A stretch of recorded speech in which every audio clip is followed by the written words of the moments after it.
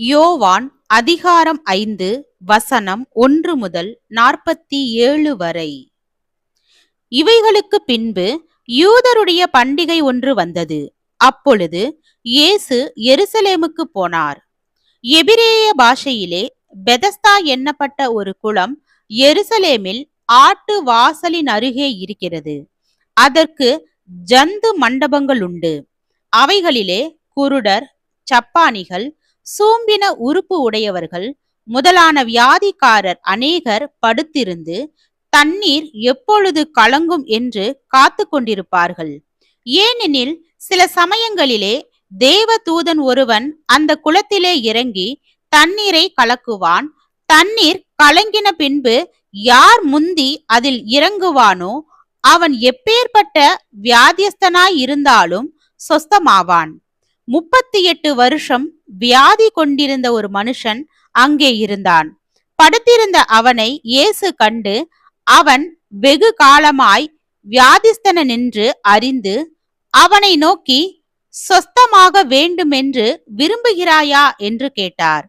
அதற்கு வியாதியஸ்தன், ஆண்டவரே, தண்ணீர் கலக்கப்படும் போது என்னை குளத்தில் கொண்டு போய் விடுகிறதற்கு ஒருவரும் இல்லை. நான் போகிறதற்குள்ளே வேறொருவன் எனக்கு முந்தி இறங்கி விடுகிறான் என்றான். இயேசு அவனை நோக்கி, எழுந்திரு, உன் படுக்கையை எடுத்துக்கொண்டு நட என்றார். உடனே அந்த மனுஷன் சொஸ்தமாகி தன் படுக்கையை எடுத்துக்கொண்டு நடந்து போனான். அந்த நாள் ஓய்வு நாளாய் இருந்தது. ஆதலால் யூதர்கள் குணமாக்கப்பட்டவனை நோக்கி, இது ஓய்வு நாளாய் இருக்கிறதே, படுக்கையை எடுத்துக்கொண்டு போகிறது உனக்கு நியாயமல்ல என்றார்கள். அவன் அவர்களுக்கு பிரதியுத்தரமாக, என்னை சொஸ்தமாக்கினவர் உன் படுக்கையை எடுத்துக்கொண்டு நடவென்று எனக்கு சொன்னார் என்றான். அதற்கு அவர்கள், உன் படுக்கையை எடுத்துக்கொண்டு நடவென்று உன்னுடனே சொன்ன மனுஷன் யார் என்று அவனிடத்தில் கேட்டார்கள். சொஸ்தமாக்கப்பட்டவன் அவர் இன்னார் என்று அறியவில்லை. அவ்விடத்தில் ஜனங்கள் கூட்டமாயிருந்தபடியினால் இயேசு விலகி இருந்தார். அதற்கு பின்பு இயேசு அவனை தேவாலயத்திலே கண்டு, இதோ நீ சொஸ்தமானாய், அதிக கேடானதொன்றும் உனக்கு வராதபடி இனி பாவம் செய்யாதே என்றார். அந்த மனுஷன் போய் தன்னை சொஸ்தமாக்கினவர் இயேசு என்று யூதர்களுக்கு அறிவித்தான். இயேசு இவைகளை ஓய்வு நாளில் செய்தபடியால் யூதர்கள் அவரை துன்பப்படுத்தி அவரை கொலை செய்ய வகை தேடினார்கள். இயேசு அவர்களை நோக்கி, என் பிதா இதுவரைக்கும் கிரியை செய்து வருகிறார், நானும் கிரியை செய்து வருகிறேன் என்றார். அவர் ஓய்வு நாள் கட்டளையை மீறினதும் அல்லாமல் தேவனை தம்முடைய சொந்த பிதா என்று சொல்லி தம்மை தேவனுக்கு சமமாக்கினபடியினாலே யூதர்கள் அவரை கொலை செய்யும்படி அதிகமாய் வகை தேடினார்கள். அப்பொழுது இயேசு அவர்களை நோக்கி, மெய்யாகவே மெய்யாகவே நான் உங்களுக்கு சொல்லுகிறேன், பிதாவானவர் செய்ய குமாரன் காண்கிறதெதுவோ அதையே அன்றி வேறொன்றையும் தாமாய் செய்ய மாட்டார். அவர் எவைகளை செய்கிறாரோ அவைகளை குமாரனும் அந்தபடியே செய்கிறார்.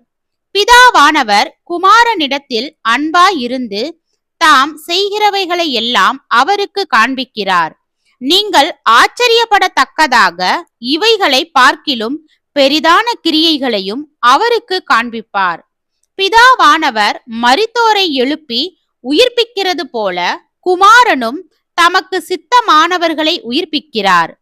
அன்றியும் பிதாவை கனம் பண்ணும் படிக்கு பிதாவானவர் தாமே ஒருவருக்கும் நியாய தீர்ப்பு செய்யாமல் நியாய தீர்ப்பு செய்யும் அதிகாரம் முழுவதையும் குமாரனுக்கு ஒப்பு கொடுத்திருக்கிறார். குமாரனை கனம் பண்ணாதவன் அவரை அனுப்பின பிதாவையும் கனம் பண்ணாதவனாயிருக்கிறான். என் வசனத்தை கேட்டு என்னை அனுப்பினவரை விசுவாசிக்கிறவனுக்கு நித்திய ஜீவன் உண்டு. அவன் ஆக்கினை தீர்ப்புக்கு உட்படாமல் மரணத்தை விட்டு நீங்கி ஜீவனுக்கு உட்பட்டிருக்கிறான் என்று மெய்யாகவே மெய்யாகவே உங்களுக்கு சொல்லுகிறேன். மரித்தோர் தேவ குமாரனுடைய சத்தத்தை கேட்கும் காலம் வரும், அது இப்பொழுதே வந்திருக்கிறது. அதை கேட்கிறவர்கள் பிழைப்பார்கள் என்று மெய்யாகவே மெய்யாகவே உங்களுக்கு சொல்லுகிறேன். ஏனெனில் பிதாவானவர் தம்மில் தாமே ஜீவனுடையவராயிருக்கிறது போல குமாரனும் தம்மில் தாமே ஜீவனுடையவராயிருக்கும்படி அருள் செய்திருக்கிறார். அவர் மனுஷகுமாரனாயிருக்கிறபடியால் நியாய தீர்ப்பு செய்யும்படிக்கு அதிகாரத்தையும் அவருக்கு கொடுத்திருக்கிறார். இதை குறித்து நீங்கள் ஆச்சரியப்பட வேண்டாம். ஏனென்றால் பிரேத குழிகளில் உள்ள அனைவரும் அவருடைய சத்தத்தை கேட்கும் காலம் வரும். அப்பொழுது நன்மை செய்தவர்கள் ஜீவனை அடையும்படி எழுந்திருக்கிறவர்களாகவும் தீமை செய்தவர்கள் ஆக்கினையை அடையும்படி எழுந்திருக்கிறவர்களாகவும் புறப்படுவார்கள். நான் என் சுயமாய் ஒன்றும் செய்கிறதில்லை.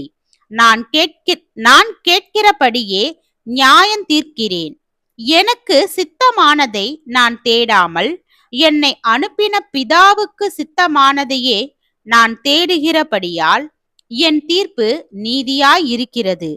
என்னை குறித்து நானே சாட்சி கொடுத்தால் என் சாட்சி மெய்யாயிராது.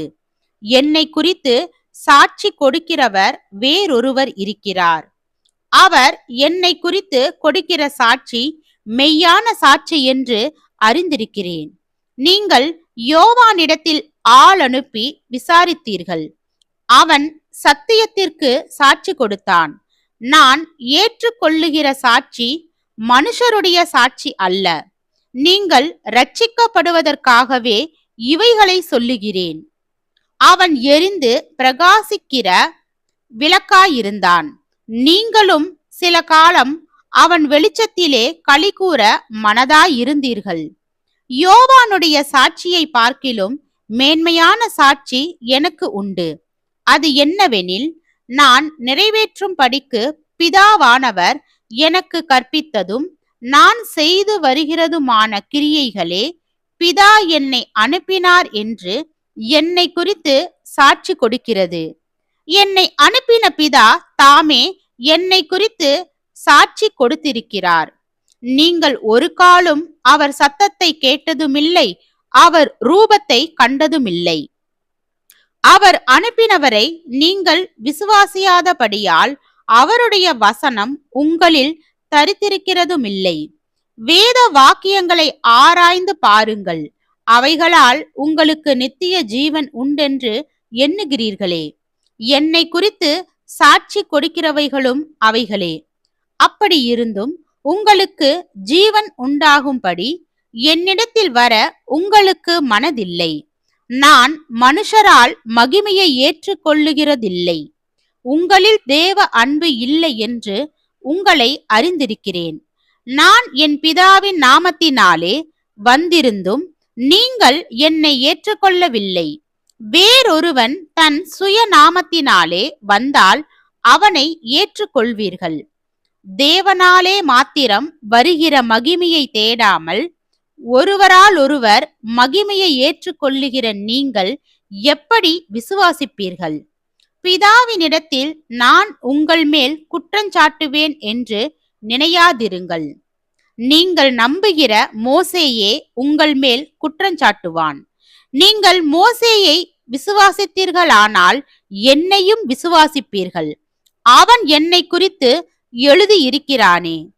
அவன் எழுதின வாக்கியங்களை நீங்கள் விசுவாசியாமல் இருந்தால் நான் சொல்லுகிற வசனங்களை எப்படி விசுவாசிப்பீர்கள் என்றார். ஆமென்.